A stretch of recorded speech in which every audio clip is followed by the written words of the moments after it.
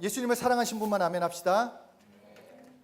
불만족에 관한 글의 내용에 이런 글이 있었습니다. 왕과 신하, 부자와 가난한 자, 노인과 젊은이, 강자와 약자, 배운 자와 배우지 못한 자, 건강한 사람과 병자까지 국가와 시대, 조건을 막론하고 모든 사람이 자신의 삶에 불만족한다 라는 거였어요. 모든 사람이 자신의 삶을 불만족한다는 거. 내가 봤을 때 그 정도 삶이면 요트를 가지고 방학 할 때마다 마이애미 비치를 막 이렇게 다니면 부럽다. 은퇴해가지고 멋진 비치에서 하와이에서 조개 껍질 주우면서 또 지내는 거 부럽다. 이렇게 생각할 수 있지만 모든 사람은 그렇지 않다라는 것입니다. 왕이건 신하건 부자건 가난한 자건 노인이건 젊은이건 어느 나라에 가건 어느 세대에 물어보건 자신의 삶은 불만족스럽다라는 것입니다. 만족스럽지 않다라는 것입니다. 왜냐? 무엇인가 꼭 부족하다라고 말을 해요. 부족하다. 좀 무엇이 없다. 그래서 이 시대를 탓하고 환경을 탓합니다. 우리가 지난번에도 나눴지만 우리의 환경, 상황, 가진 것, 배운 것, 그 어떤 것으로 우리는 진짜 행복을 누릴 수가 없습니다. 우리가 이것을 정확하게 알아야 돼요. 세상이 말할 때는 물질, 명예, 이 문제가 해결되면 행복할 거라고 말을 하는데 아니라는 거예요. 그러니까 거기서부터 우리의 답은 진짜 답이 무엇인지, 진짜 행복이 무엇인지 찾아야 한다는 것입니다. 그런데도 많은 사람들이 혹시나 돈이 많으면, 혹시나 무엇이 있으면, 혹시나 내 상황이 바뀌기만 하면 이라는 생각에 매번 속는다라는 것입니다. 우리가 넘어지는 이유는 거기에 있는 거예요.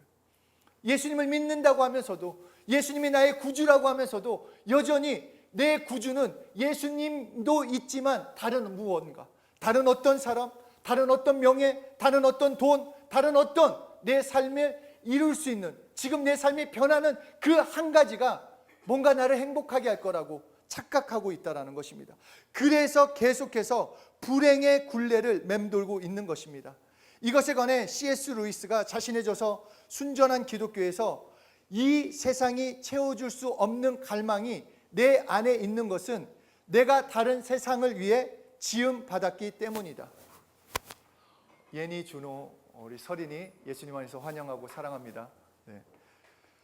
그러니까 하나님이 우리를 그렇게 만드셨대요. 여러분, 그 휘발유차에 경유를 넣으면 어떻게 됩니까? 고장나요. 우리를 세상이 줄 수 있는 그 기쁨으로 살 수 있게 만들지 않으셨다는 거예요.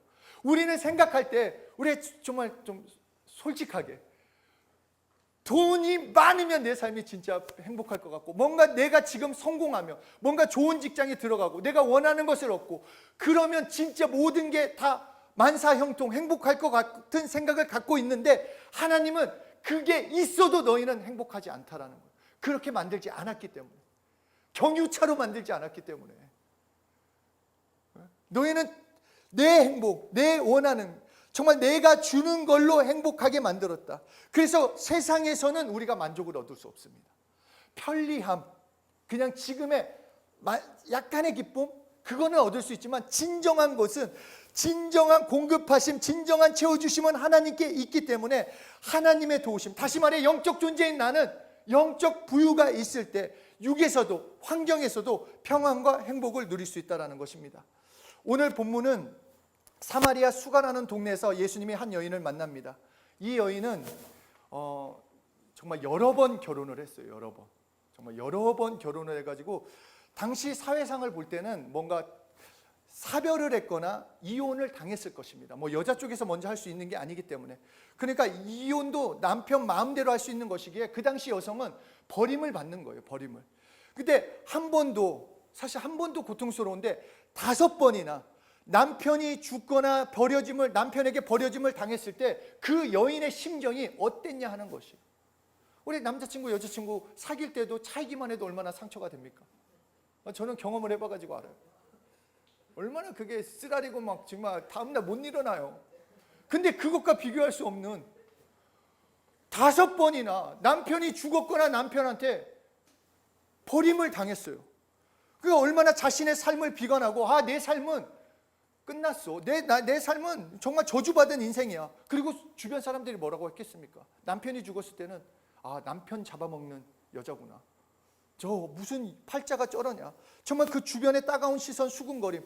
그래서 이 여자가 우물물을 몇 시에 길러 왔냐면 6시라고 성경은 말하고 있는데 우리나라 시간으로 얘기하면 정오, 낮 12시에. 아시죠? 이스라엘은 정말 뜨겁습니다. 낮에는 활동하지 않아요. 그 낮에 아무도 활동하지 않기 때문에 그때 물을 뜨러 왔습니다. 이 여인이.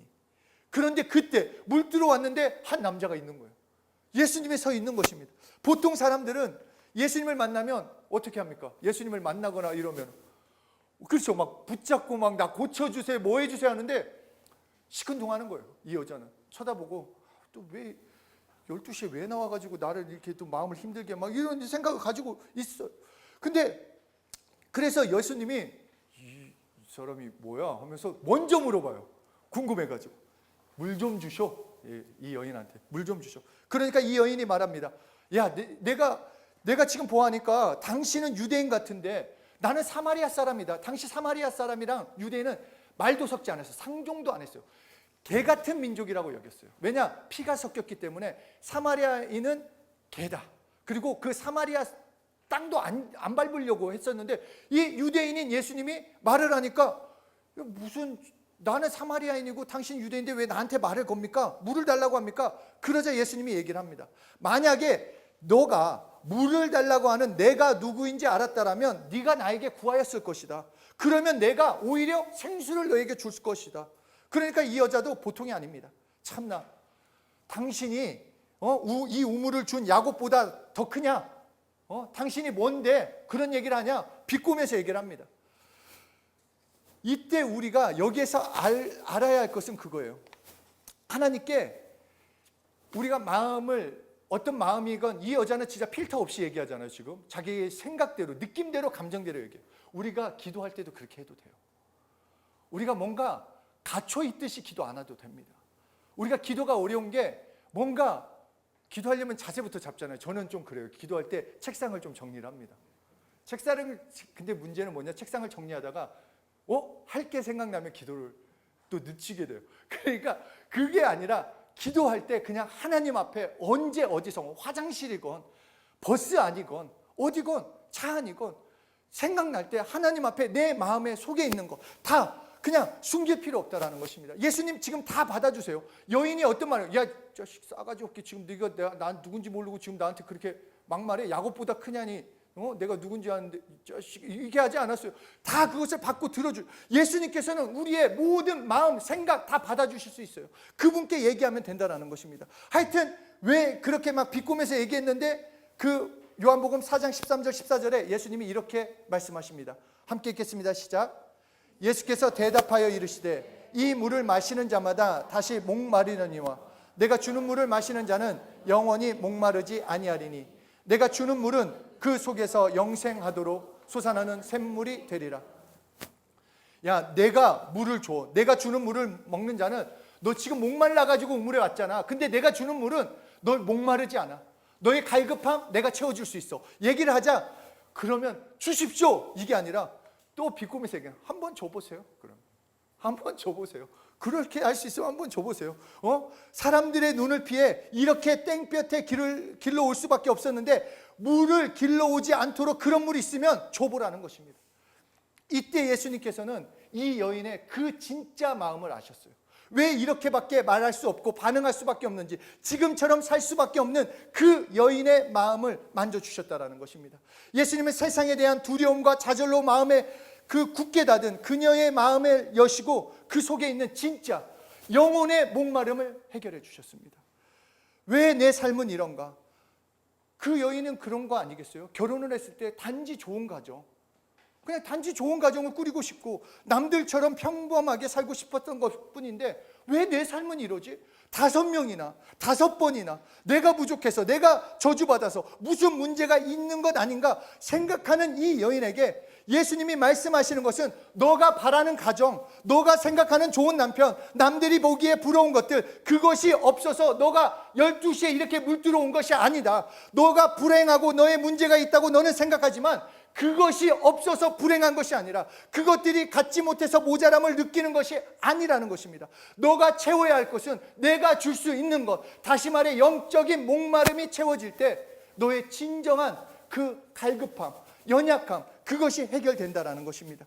이 영적인 목마름이 채워지지 않고서는 어디서도 만족함을, 행복을, 자유를, 그것을 누릴 수 없고 삶에 대한 기대와 소망을 가질 수 없게 된다라고 말씀해 주시는 것입니다. 그러므로 너의 영적인 목마름을 먼저 해결해야 하며 그 목마름은 바로 나만이 채워줄 수 있다라고 말씀해 주시는 것입니다. 그래서 요한복음 6장 35절에 나를 믿는 자는 영원히 목마르지 아니하리라, 예수님이 말씀하셨습니다. 여러분의 갈급함, 정말 여러분의 그 끊임없이 올라오는 그 뭔가 채워지지 않는, 뭔가 가졌어도, 뭔가 이루어졌어도, 뭔가 해결이 됐어도 다시금 내일 내 삶은 어떻게 될까?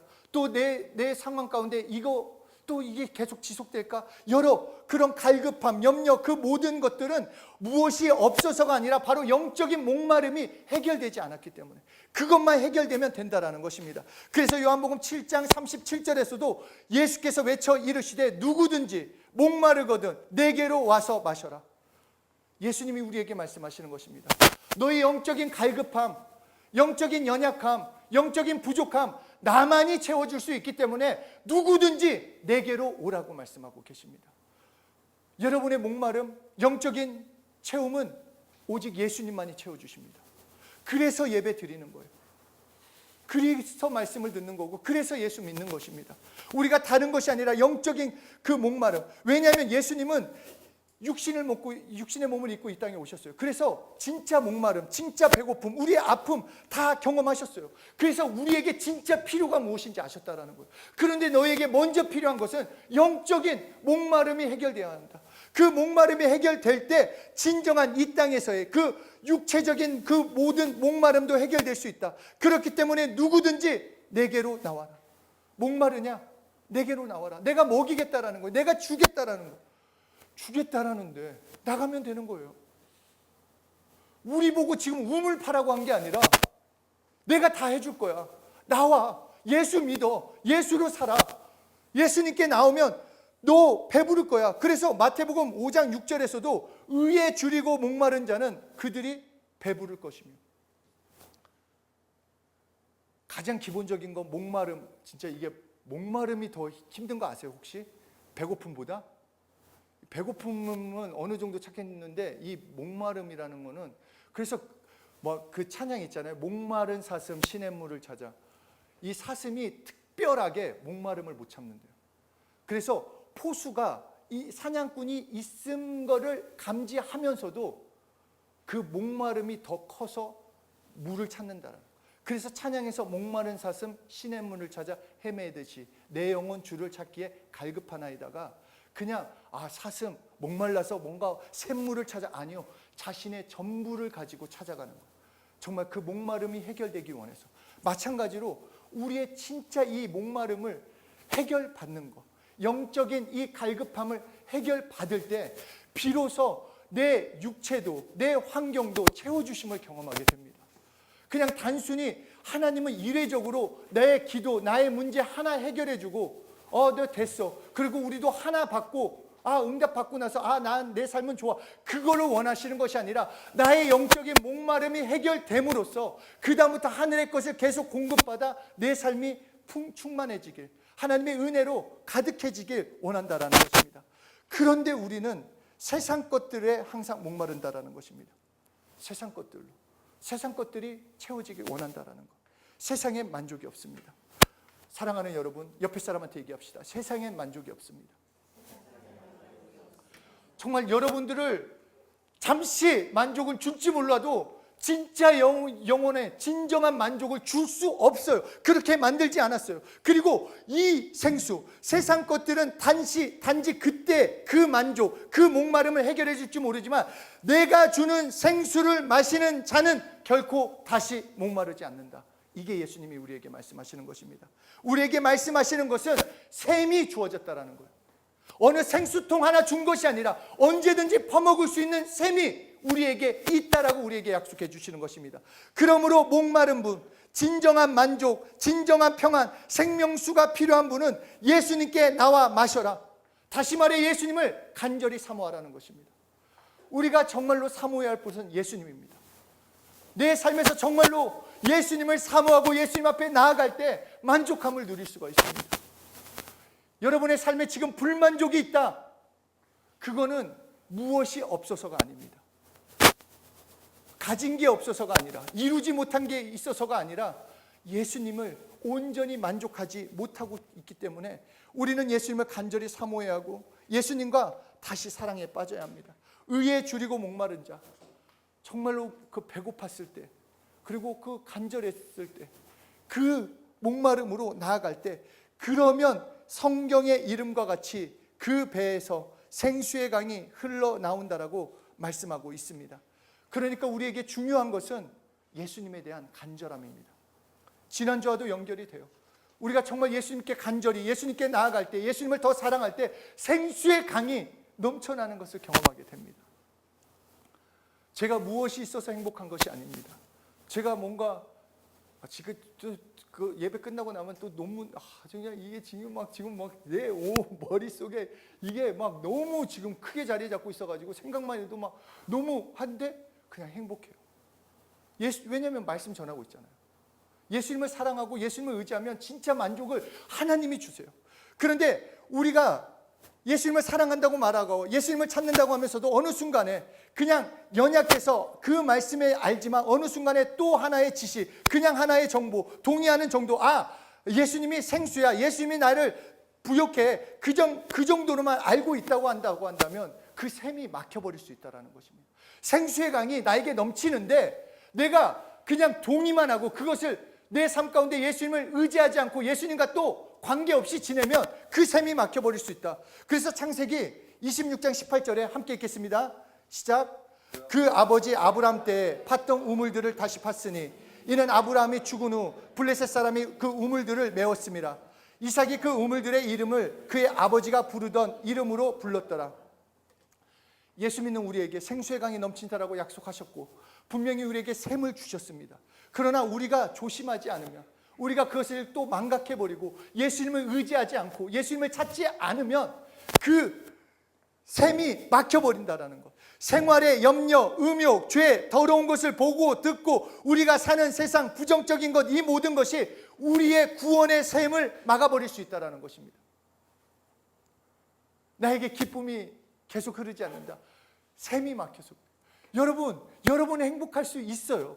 왜냐하면 행복은 이미 주어졌으니까. 여러분 평안할 수 있어요. 왜냐, 예수님이 여러분의 평안이니까. 여러분 이 땅에서 승리할 수 있어요. 왜냐, 여러분이 승리자니까. 예수님이 승리를 주셨어요. 그런데 왜 그러지 못하느냐? 샘이 막혔기 때문에. 그 생수의 강이 터져 나오는 그 샘이 막혔기 때문에. 그러면 다시 그 메웠던 샘을 열면 된다는 것입니다. 열면. 이 세상에 일어나는 일이 여러분을 우울하게 한다면 이것은 생명수와 기쁨의 샘을 막아버리고 여러분이 고난에만 집중한 채 그냥 하나님의 그 선하심, 예수님이 나의 생수가 되는 것을 잊어버리고 살기 때문에 왜 나에게는 쓴물만 나오지? 내 삶은 왜 이렇게 쓴 물만 나오는 거야? 왜 나는 이 쓴 물만 먹어야 하는 거야? 생각할 수 있다는 것입니다. 그러므로 우리는 그것을 회개하면 돼요. 우리의 삶의 회개와 간구, 예수님을 사랑하는 것은 계속 연결이 돼 있어요. 내가 오늘은 죄 짓지 않고 잘 산 것 같아. 나는 심한 말 하지 않았어. 오늘 기도도 한 것 같고. 그러니까 회개를 뛰어넘는 것이 아니라 나의 모든 삶 가운데 예수의 피를 의지하는 거예요. 정결하게 만들어야 돼요. 예수님을 사랑하기 때문에, 의지하기 때문에 예수의 피를 의지하고 예수님을 사랑한다고 고백하고 그분께 기도하는 그 모든 것들이 하나가 되는 거예요. 따로 분리돼서 우리가 말씀을 잘 이해하기 위해서 회개 말씀 따로, 간구 말씀 따로, 예수 내 구주 고백하는 말씀 따로, 신앙 고백 따로, 다 따로지만 결국은 그 모든 것이 하루에 다 이루어져야 합니다. 우리의 삶에서 매일매일 이루어져야 돼요.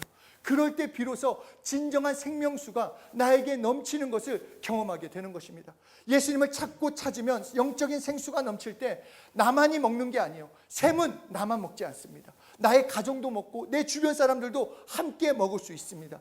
더러운 사단이 환경과 상황으로 속여서 우리의 생수의 강이 넘치는 것을 막으려 하고 있기 때문에 우리는 그 피를 더욱 의지하고 그 이름을 부르고 정말 예수님을 사랑하며 나아갈 때 생수의 강이 터져 나오게 됩니다.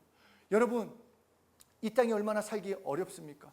광야와 같은 땅에서 필요한 것은 만나와 메추라기보다 더 중요한 바로 생수가 필요합니다.